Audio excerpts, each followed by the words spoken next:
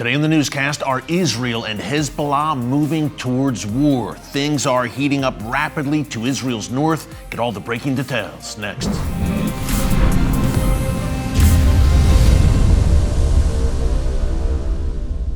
Hey folks, Erick Stakelbeck here. Welcome to the Watchman Newscast. Welcome to New York City. I am here at TBN's NYC studio filming an upcoming 1-hour special called The Rise of AI, Artificial Intelligence. Folks, it's a topic on everyone's minds right now, and we dig deep into the rise of AI on this upcoming special. It will air in August. Once we have the air date, we will get it to you. What are the biblical and prophetic implications of the rise of AI? Much more. We dig in with some leading experts, some Christian leaders. You will not want to miss that. In the meantime, things are also heating up. You could call it, I guess, the rise of Hezbollah in southern Lebanon. Now, in yesterday's Watchman Newscast live stream, we broke down what was breaking news: an attempted Hezbollah breach of the Israel-Lebanon security fence. We're going to break down all of this in a minute. Number one, what happened yesterday, what Sheikh Hassan Nastallah, the leader of Hezbollah, is saying today, threats being levied of war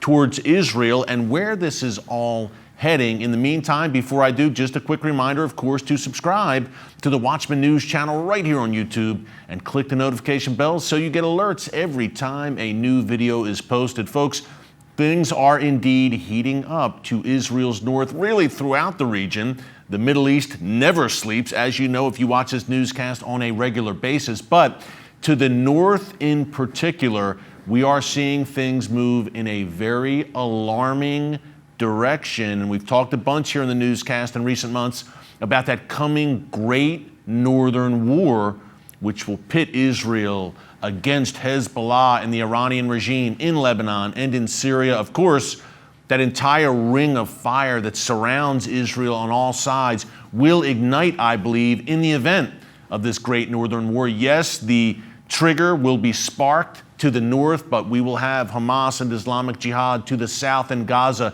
perhaps even the Houthis to the far south in Yemen, also throwing their hats in the ring, armed to the teeth with rockets, missiles, and attack drones that they will look to unleash. But in the meantime, we'll get into that in a minute. That coming war, and I hate to say it, folks, no one wants to see it, but we have common sense here on the Watchman News channel. We can see what's coming. It's pretty clear, and Israeli military officials and leaders have been talking about this for years. It's not a question of if, but when Israel will be forced to face off with Hezbollah. It is an intolerable situation for Israel to live with, to have Hezbollah, an entity funded, armed, supported, founded, created by the Iranian regime at your northern doorstep with some 150,000 rockets and missiles, at least pointed at every inch of the world's one and only Jewish state. And by the way, increasing multitudes of those rockets and missiles are precision guided. Iran has been working to supply Hezbollah with that very advanced and lethal technology. Hezbollah also has tens of thousands of well-trained foot soldiers. And as you've seen here on the Watchman Newscast, we actually went inside and uncovered thankfully by the Israel Defense Forces, Hezbollah underground tunnel. Hezbollah has dug several of these tunnels from Lebanon underground into northern Israel. And folks, that is no coincidence.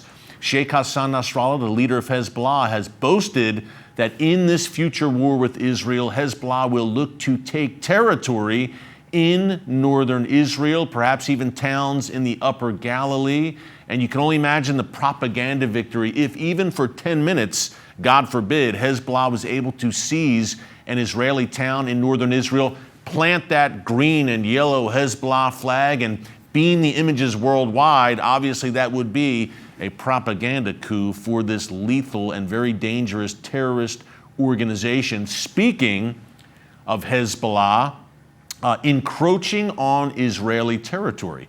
We told you a few weeks ago about this small Hezbollah outpost that has been set up on the Israeli side of the Israel-Lebanon border. Now, Hezbollah set up 2 tents near Mount Dov, the Sheba Farms region, near a town called Gajar in northern Israel. Again, this is Israeli territory 2 tents were set up by Hezbollah with several Hezbollah members manning them.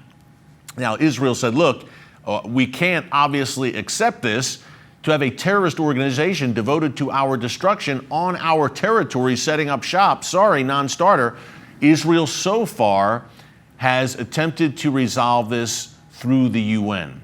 And the UN kind of trying to mediate between Israel and Lebanon ultimately, because look, Lebanon obviously has a central government, a very weak central government, but nonetheless, that's who Israel, through back channels, they have no direct diplomatic relations, would speak to about Hezbollah, because Hezbollah operates on Lebanese soil and rules southern Lebanon with an iron fist. Most believe that Hezbollah is a more formidable fighting force than the regular Lebanese army and a more powerful political force in that country. You could say that Hezbollah, and by extension its masters in Tehran, are the most powerful force in Lebanon right now. So Israel's looking to resolve this somehow without having to resort to military force. Here's the problem. Sheikh Hassan Nastallah said early this morning that, no, we're not leaving. Now, I preface this by saying about a week ago, apparently Hezbollah did take down one of the tents, but another tent that includes about 10 Hezbollah members is still standing on Israeli soil, on Israeli territory. And Nasrallah said today, no, we're not taking the tent down. Folks, he's essentially daring Israel to take action against this Hezbollah tent. And he's saying that his operatives have orders to attack Israel, to act if that tent is touched by the Israel Defense Forces. The mainstream media, surprise, surprise, I know you're shocked or not, is virtually ignoring this story. Folks, this is a potentially major confrontation we're looking at right now between Israel and Hezbollah. Yes, over a tent, but it's much deeper than that. In the Middle East, the smallest spark can set off a major wildfire in the region. We know that very well, and this could escalate into something that's unforeseen right now in the likes of the mainstream media and diplomatic circles here in the West, where I'm sitting. Nasrallah says, we're not going. We're leaving the tent up. Israel says, oh, no, you're not. Where is this heading? Are we on a collision course right now on the Israel-Lebanon border? By the way, that brings us to yesterday, the 17-year anniversary. I remember covering this 17 years ago of the Second Lebanon War between Israel and Hezbollah, a very bloody affair where Hezbollah took some major lumps. And that's why you've seen Hezbollah largely, not entirely, but largely holding its fire over the past 17 years, because Israel truly unleashed a barrage against Hezbollah forces in that war. But yesterday, Hezbollah was commemorating July 12th, 2006, and the outbreak of that war. And Nasrallah made comments surrounding that, of course, threatening Israel. But some troubling signs yesterday on that 17-year anniversary of the outbreak of that war, which lasted for several weeks, by the way. 3 Hezbollah operatives, as we reported on yesterday's live stream, 3 Hezbollah operatives attempted to breach the Israel-Lebanon security fence. Now, they were warded off, thankfully, after the Israel Defense Forces set off a non-lethal explosive device. So they fled once that went off. Who knows what they were planning to do at that fence. Secondly, near the northern Israeli town of Metula, also alongside the border, Hezbollah fighters, operatives were setting off fireworks and setting fires all along the border. Israeli forces fired into the air to disband them. You might say, okay, big deal. They were causing a ruckus on the border a little bit, but it's much deeper than that, folks, because this fits a pattern. And on this program, in the region, in the Middle East, the world's most volatile and strategic region, we observe patterns. And this is trending in a very dangerous direction. The events, Nasrallah's comments, number one, threatening war. Number two, the tent madness going on right now with Hezbollah setting up shop on Israeli territory. Number three, the attempts to breach the Israel-Lebanon border by Hezbollah yesterday. This all comes on the heels of some major incidents we discussed here in the newscast in the past few months. Take it back to March 2023, where a Hezbollah operative crossed the border into northern Israel and planted a bomb a large bomb, a powerful explosive device at Megiddo Junction. Thankfully, it was not heavily trafficked at that time like it normally would be. This could have been a mass casualty event. One Israeli was injured. That's bad enough.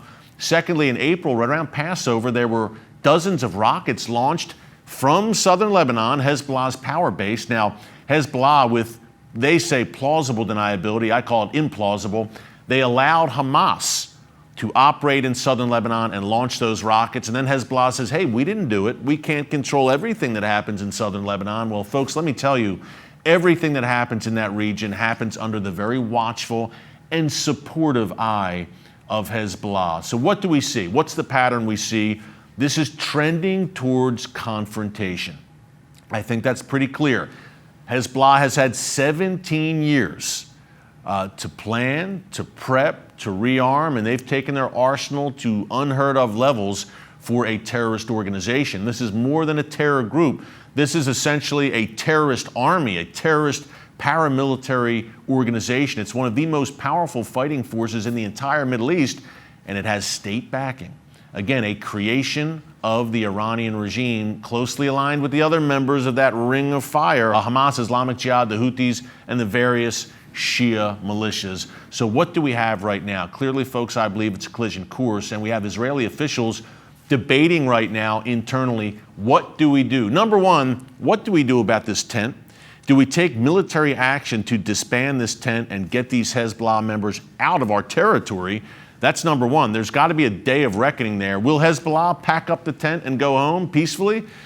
Perhaps, if they get nervous enough about the potential Israeli response, but Nasrallah seems to be digging in his heels, so we'll be watching that closely. But at the end of the day, an unsustainable, intolerable situation for Israel to have an entity devoted to your destruction at your northern doorstep, armed to the teeth, and with the intent to use that arsenal eventually.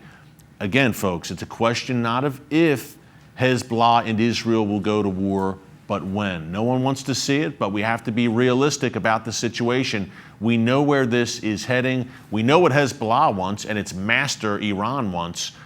How can Israel live under such a scenario? It cannot. So we see the collision course coming. I believe it will have major prophetic implications and line things up, this great northern war, for a future conflict. I'm talking in particular about the war of Gog and Magog, which is laid out in the book of Ezekiel, chapters 38 and 39. Here's the good news as we go. God Almighty still, yes, still, sits on the throne. He is the God of Israel, the God of Abraham, Isaac, and Jacob. And when it comes to his land and his people, he neither slumbers nor sleeps. Take heart.